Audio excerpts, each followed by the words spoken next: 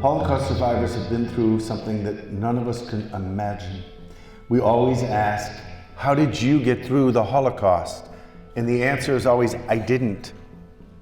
I got through my days just like you do, a moment at a time, a day at a time, a week at a time. Eventually I got out of the Holocaust. But every story is unique. Every journey took place because of all sorts of breaks that allowed them to survive. So today we're honored to hear Kaja Finkler's story. And it isn't just her story, because it's not just the recollection she has of what her mother used to tell her, Golda, but Golda taped 100 cassettes of stories that have helped her write her book and share her story. And she is now actually doing that. As someone who's been in front of audiences as a professor your whole life, the fact that you're just really beginning to speak out about this makes us very, very lucky. Thank you for being here. Well, thank you for inviting me. I appreciate it. It was very nice to be able to be here with a very wonderful community and wonderful people surrounded. So it's really great. Thank you. Tell us about your mom and your dad, their names, and when you grew up before the war, where you lived. My mother's name was Golda Finkler. My father's name was Chaim Yosef Finkler. I was born in Warsaw. My mother came from a town very famous, and also for Jewish kind of scholarship. The town was Lublin, and many people heard it. She wasn't just a mom, though. She was quite the scholar. Oh yes. My mother we come from a Hasidic family. The people who have to go with their side burner, and so on, and black hats and so on. And that's the Haredim, as it is known.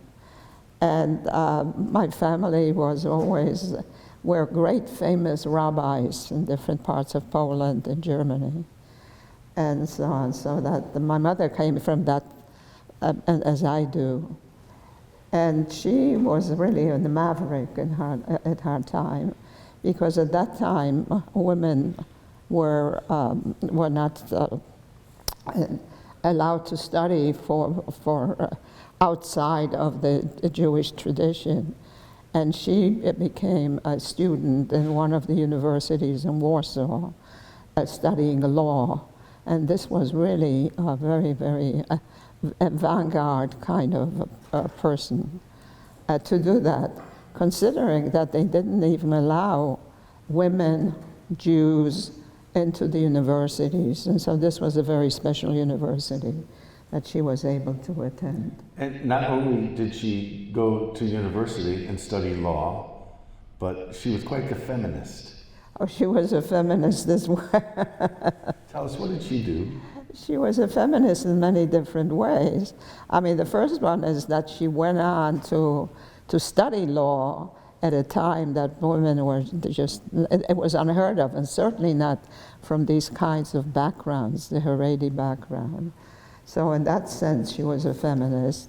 She was a feminist also, if you're referring to during the war, she worked as a slave laborer in ammunition factories. And in that factory, they had little pieces of paper that they threw away just for keeping records or something like that. And so on these little pieces of paper, she recorded two things. One were the dates of all the Jewish holidays, so that she has a sense of time. Because in these slave labor camps, you had no sense of time, you had nothing. You were just working in an ammunition factory. And the other thing that she recorded was a prayer, a Hebrew prayer, except what she did in that prayer was that she changed it from talking about our fathers to talking about our mothers. And she changed the Hebrew words to conform to the grammar of feminine rather than a masculine. And that was really extraordinary for a woman at that time to do that. These particular documents are now at the Jewish Heritage Museum. You said to me at breakfast yesterday, I never used to talk about what happened. What changed? Well, what changed was when I wrote the book, my mother, as you had already reported, my mother left me 100 tapes about her life. I asked her to record her life. In Yiddish? Oh, she recorded it in Yiddish, and then I sort of sat at the computer and translated it into English.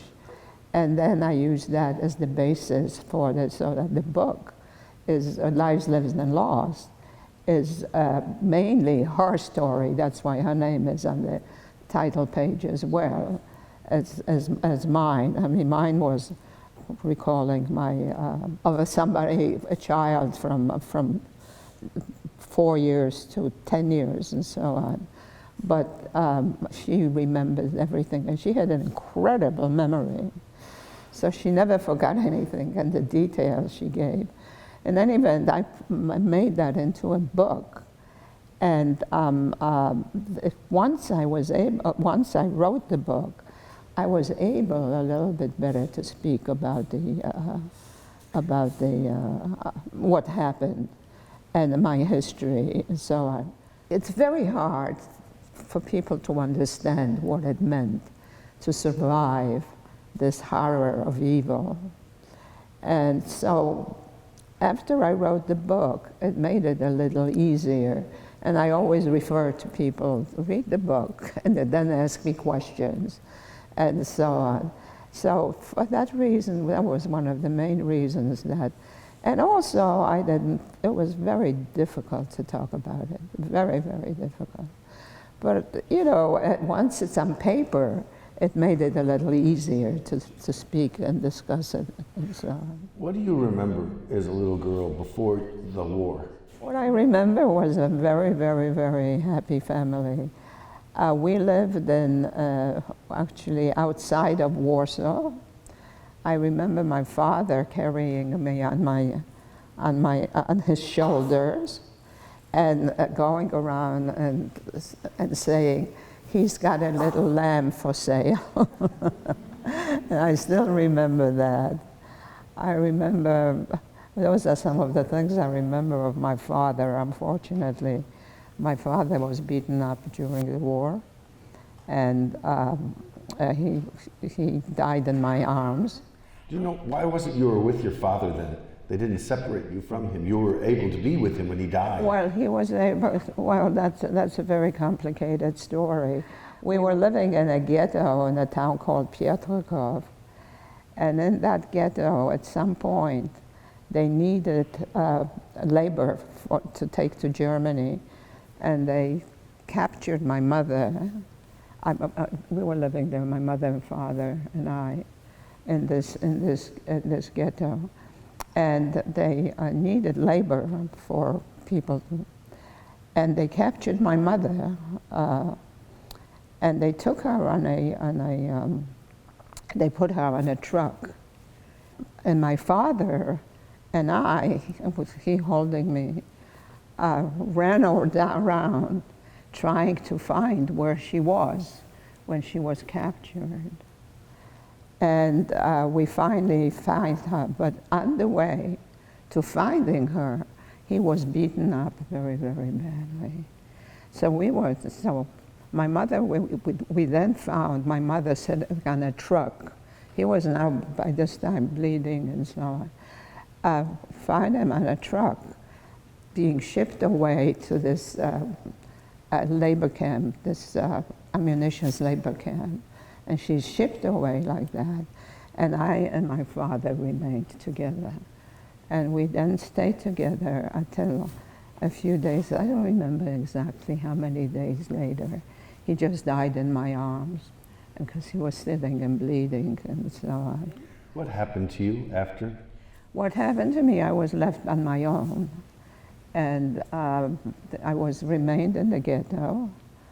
And actually, I don't remember if I mentioned that in the book, but I was assigned to some family, a Jewish family, to sort of care for me, except that they were very very mean people. There were? Yeah, I couldn't even talk about them, but they were very mean people, and I just left them. One thing I should say, that when my mother was captured, and she was taken on this truck, and she's standing on the truck, she's saying, "Come with me, go on the truck." And my father, standing there already after been beaten up, he's saying, "No, stay with me." And I had to decide who to go with. And I was standing there and crying. I still remember that scene. How I started, what should I do? Because they couldn't decide. She said, "Come with me." And my father stayed with us.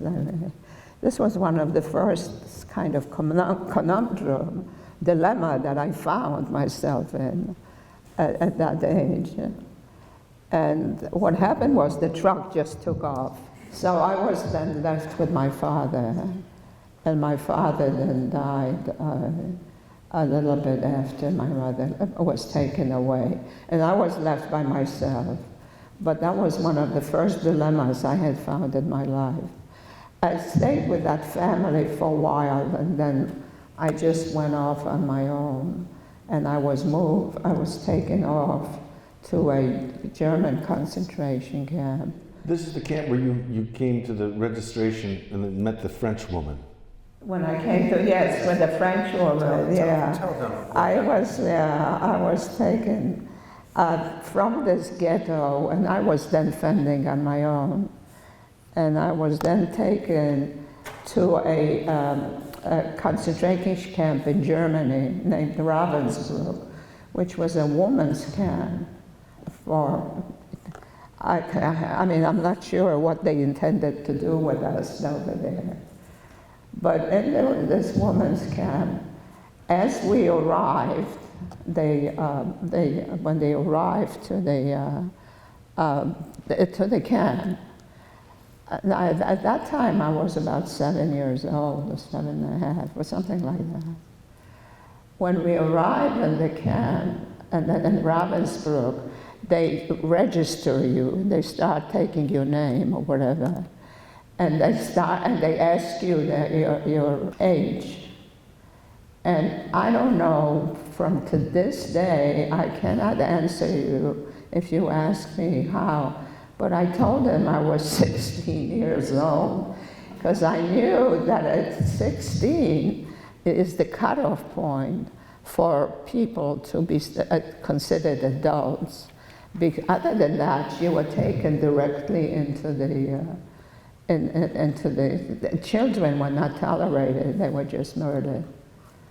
And so I still remember, I was telling Ben, that this was the person who was registering me in Ravensbrück was a French prisoner. There were also French prisoners. Usually they were communist women that they were also taken into camps. But they always served at a higher level, so they served as assistants to the Germans, if you wish. In any event, when I told her I was 16, I still can see the look on her face as to say, "Oh yeah," but she let me go. And I cannot tell you to this day, if you ask me, who told you to say you're 16? I cannot tell you. This is one of the things that I'm thinking, how did I survive? How did I survive? We talked about that, and I said, how did you know to say I was 16? Well, I don't know. I really don't know. But you said there are 3 reasons I have survived. What are I'm trying to figure out how was it that I survived, because as Shai had said, and this is, I just noticed, I was subsequently liberated in Bergen-Belsen, but I looked at the people who were survived Bergen-Belsen. I think, looking at the dates, I was probably the youngest person in the surviving there. And so I'm thinking, how did I manage to survive? what got into my head to tell me that I was 16 years old when I was really 7.5 or whatever. And I can't tell you, but I'm thinking, when you were asking about the 3 ways that I told you that I survived, one of them is possibly my wits. That I was, I was already prepared well to take care of myself, particularly after my father was killed. One of them was luck. I mean, that's possibly 2, if there is luck. I'm trying to find one of them is my mother. We were separate. My mother by this time is in labor camp. She doesn't know where I am. I don't know where she is. But she constantly, what kept her going constantly is, will she find her child at some point? And so one of the things that she believed, I was too young to believe in anything. One of the things she believed, and this is not uncommon in Haredi, kind of in Orthodox Judaism, to believe that your ancestors protect you. And she was convinced that her ancestors, who were very illustrious rabbis, they will protect her child. And that's what she believed. And so she thinks that that was what made her survive, that I survived.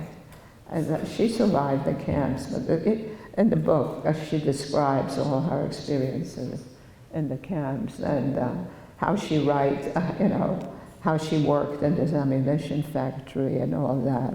And how only thing that kept her going was the thought that she will find me at some point.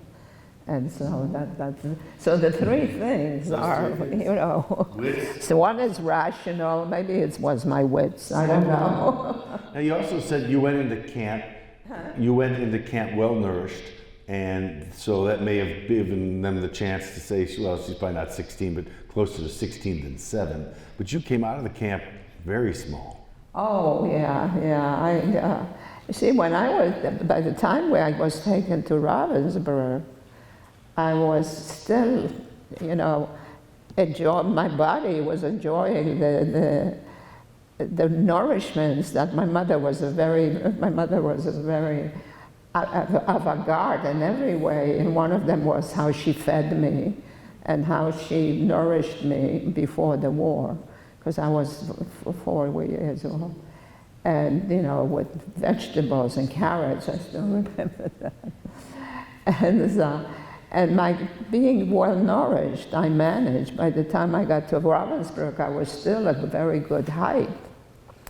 But I then, from Ravensbrück and then Bergen-Belsen, I had lost all my weight and I stopped growing, basically. I basically just stopped growing. So I was... What did you do? What was your job in the camp? You worked, right? Well, in Ravensbrück, when they took me to Ravensbrück, I was put to, since I'm 16 years old, right?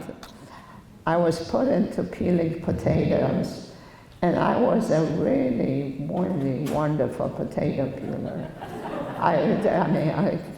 Wonderful experienced potato peeler. After Bergen-Belsen, they really didn't know what to do with you. By that time, they were to Bergen-Belsen, we all remember, I still remember, that was just that we should die, so we had no food and so on. So when the war was, when the British came in to liberate Bergen-Belsen, I think I weighed about 25 pounds and I couldn't walk anymore. And I think that if I had not been been as well nourished before, I probably would have not had that strength to survive that far. When you left the camp at with 25 pounds on your body, you went to Sweden. What happened? At that time, they took us to Sweden. The children that were, and they were all older than I was, but they took us to Sweden. The Swedish government sent a boat for us, and they took us to Sweden. And at that point, when they took us to Sweden, I was one of 4 children that they took to rehabilitate. The other people were older, and they managed to be much better, and they were taken to a children's home in Sweden. I and about 2 or 3 people more, children that were just, they couldn't live. They didn't think they would survive. So the Swedes rehabilitated us and so on. And it was very interesting what happened. And here comes another, I'm trying to explain to myself how I survived. Is that when the British came in to Bergen-Belsen, they brought in enormous amount of food with them, hot soups and everything. And I still remember the trucks coming in and saying, "We are your friends, and we are here to liberate you," and so on. And they bring all this food. And people started eating it, and there was one little girl, Renata Millioner, who was 1 year younger in the whole Bergen-Belsen. And she ate all that food, and she died 3 days after liberation from just overeating after that kind. And don't ask me why, or what got me into, I didn't do that. I ate just a little bit at a time, because otherwise I would have died the same way as she did. She died right next to me. I could just see her. We were lying there. And so she just completely passed away. How did you reunite with your mother? That's another very, very long story. Are you sure you want to know it? Yeah, by this time I'm totally honest. My grandfather, who was a very famous rabbi actually, in the dynasty still, had left Poland. He ran away from Poland in 9 days, September 9th, 9 days after the Germans came in and stopped and took over Poland. And they ran to Vilna, to Lithuania. And then from there, he managed to get a very complicated story I'm not going to go into, but he managed to get visas to go to the United States via Japan. There was a wonderful Japanese ambassador named Sugihara. I don't know if anybody had heard of him, but who had given a lot of visas, transit visas to Japan, for them to go to Japan, but not to stay in Japan. Anyway, my grandfather was one of several thousand people that he did that for. And he went to Japan, and then from Japan he had a brother in the United States and sent him a visa, and he went to the United States just before the Japanese attacked Pearl Harbor. And he came to the United States. And my mother had told me that I have a grandfather in the United States, in Brooklyn. That's what she told me, and I remember that. And the chaplain, when the British came in, a chaplain ran to all the children and asked, "Do you know of any relatives? Do you know anybody that you have, any kind of relative somewhere?" And I told them, I have a grandfather in America, Brooklyn. I think I must have said Brooklyn because that's what I remembered. And this chaplain, he came with the British Army. He said, "Oh, I know somebody shout out in England, that's your grandfather." Anyway, he insisted it was. I insisted he's in America, and he insisted that my grandfather was in England. In any event, he notified this same man who turned out he was a cousin of ours, but he knew immediately that the child that this chaplain is talking about, who is the grandchild of the rabbi in the United States. So he wrote to my grandfather and sent a telegram, and I still have these telegrams for the future records of that I am alive. My mother was liberated. Well, she was in these labor camps, in these slave labor camps. And when the war ended, they put, my mother was able to walk back to Poland. She walks back to Poland, and she finds a cousin there. And then she sent a card to her father in Brooklyn, and she wrote Rabbi Shaul Taub, Brooklyn, New York. And the card got to him without any address. I don't know how that happened, but it did. So she wrote to him that she was alive. My grandfather now already knew that I was alive. So he wrote to me that my mother has arrived. By that time I was in Sweden. And he wrote to her that I was alive and that I was in Sweden. Did I lose you all? Are you all confused? That's an amazing story. Today we send a text. Yeah, right. Text.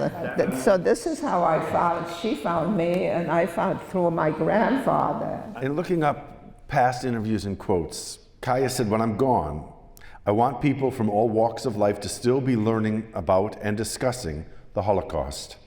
Each person's experience is unique and must be preserved and transmitted.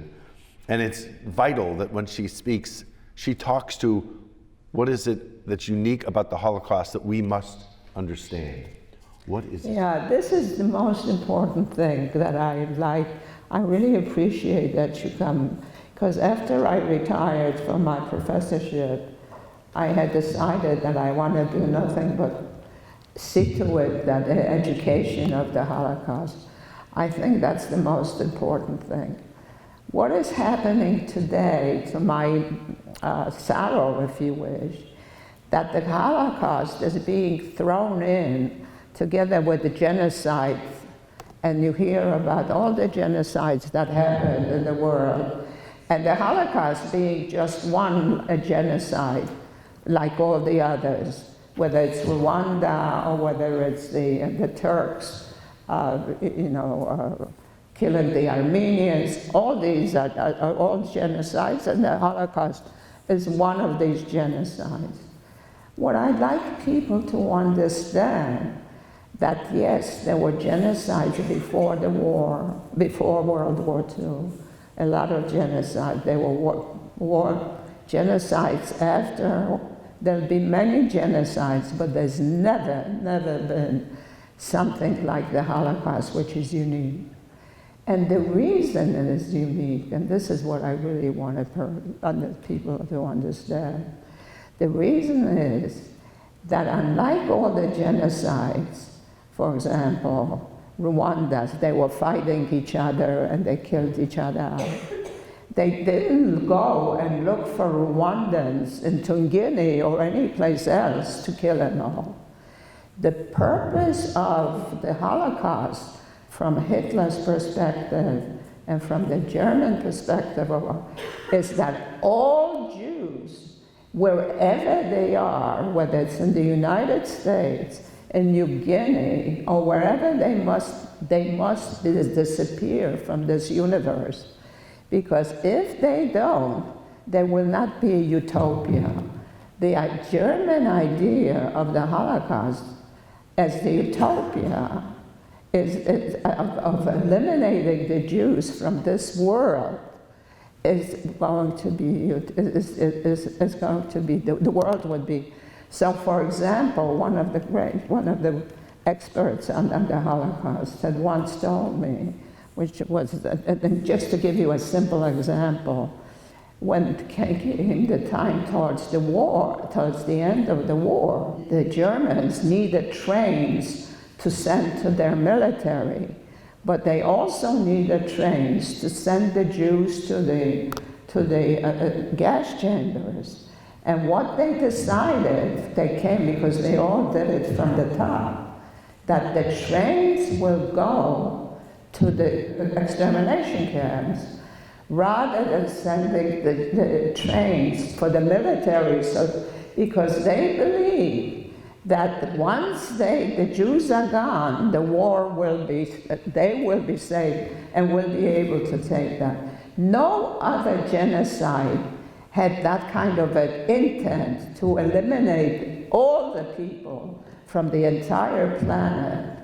And this is so important to understand, because when I start hearing about, genocide, Holocaust, one of the genocides. No, it wasn't. It was, to me, to eliminate.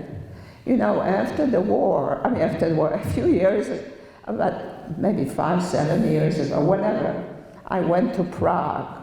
In Prague, there was a museum that the Germans created for the extinguished race. This was the museum that they created in Prague, was to the monument to the extinguished race. I'm standing there and I say, oh no, I didn't get extinguished, because that was something, that was the aim, was to extinguish the race. And that would happen. So, anyway, to me, this is more important than anything else, that you understand, not only my experiences, but that you know, when people tell you this is one genocide of many, do not accept that. This was not one genocide of many. And for this reason, we have to see to it that the Holocaust, they will not try to eliminate a whole people from the planet, not simply from the area that they were fighting. Kaja, can I ask a question? Yeah. Oh, thank you. So one of the audience members wants to know, how has your perspective about the Holocaust changed between when you were a child experiencing it and as an adult reflecting back on it? Oh, very interesting question. Yeah. As a child, you experience these things from day to day. I can't really, because my experiences were so every day, I had to just survive one way or the other. And you just don't think. You really don't think. You just survive. I don't know if that makes sense to you or not, but... I've got a couple more questions we can work through, so we can leave it there. Somebody want to know did you feel you lost your identity as a Hasidic Jewish child? And did you do anything in your adult life to get it back? To lose my identity? Oh, I never lost my identity. I never lost. I always knew that my grandparents and my ancestors were very, very prominent rabbis. Who did you live with in New York? What family members? Well, my grandfather survived. He wasn't living in New York. So it's your grandfather and your mother and you? No, and my grandfather survived with about 9 of his children. 9 of his children? 9 of his children he took from Japan, but they were, his 3 children were lost. You and I chatted about the fact that the survivors won't always be here. These gatherings won't be able to take place. And as time goes on, the memories of Pearl Harbor or 9/11 or the Holocaust tend to fade from our consciousness. But you have an idea, I thought a brilliant idea. You had a brilliant idea, yeah, you did. Yeah. And this was to preserve the story of the Holocaust at an annual event that we already preserved the history of our people through Exodus. Can you talk about what your idea is? Oh, you mean about the Haggadah? I do. I'm afraid, unfortunately, I am afraid that, and once I'm gone, the survivors, I mean, people like myself and my age, are gone, and there won't be any survivors to talk about it. What will be are the descendants who heard about it, because people growing up in their households have also experienced it through their parents. So there'll still be a generation further that can talk about it through the experience that they heard of their parents. But there'll come a time where there won't be any people anymore. And what I fear is that the Holocaust will become just, the idea will be completely, the knowledge of the Holocaust, and given the rise of the anti-Semitism, and given the rise of, the deniers of the Holocaust, what may happen is that it will be obliterated. And there will be no sign, really, of the Holocaust. What I propose as an idea to Shai is that the Holocaust be sort of codified like we do for Passover, the Exodus, and that we have with the Exodus. We have, at least we remember the Exodus and so on, and some people will doubt it, whether it happened or not. And I'm afraid that this may happen to the Holocaust, which did happen, but that there will be a sort of a narrative, an institutionalized narrative that people can read at least once a year to know what happens, so that it never happens again. And let me just add one thing. I don't go around, I did this, came here because of the interview style and so on, but I don't really give talks. But I did give one for a friend in one of the universities of North Carolina. And I had about 200 students come to the talk. And it was really a very wonderful surprise. And one of the students, at the end of the talk, the question is, what do you want us to take away from this, of what you've experienced and so on? And what I said was, what I want us to take away, and hopefully you have ideas of what you can take away from this kind of an experience of listening to me, which hopefully you're not too confused about, is that you must never stand by when you see evil, and not to start analyzing it and trying to give why did the Germans do this? Why did they do that? Because the Germans, this is why I never use the word Nazi. I always use Germans, because it's the Germans who stood by. There was no opposition. They stood by to this evil. And when that student asked me, what should we do? What do you want us to take away from it? That nobody stands by when they say evil, and don't look for trying to understand why the Germans did it, because they had inflation, they lost World War I. All that is fine, but that rationalizes and explains, and that only explains their, rationalizes their why they did that. They did, there was an evil, and this must never, when you see something like that, when you see something that's evil, you do not stand by, whether you're Jewish or not Jewish, or for any other, you don't stand by. And that's the takeaway. Hopefully you have other things that you've taken away, something from this talk, and so on. Kaja's book, Lives Lived and Lost, is Kaja and Golda Finkler's book. And we're going to leave today with a quote from your mom about this book. Being a living diary in honor of those who were murdered, my memories will be their tombstones, for there are no tombstones of those for them now.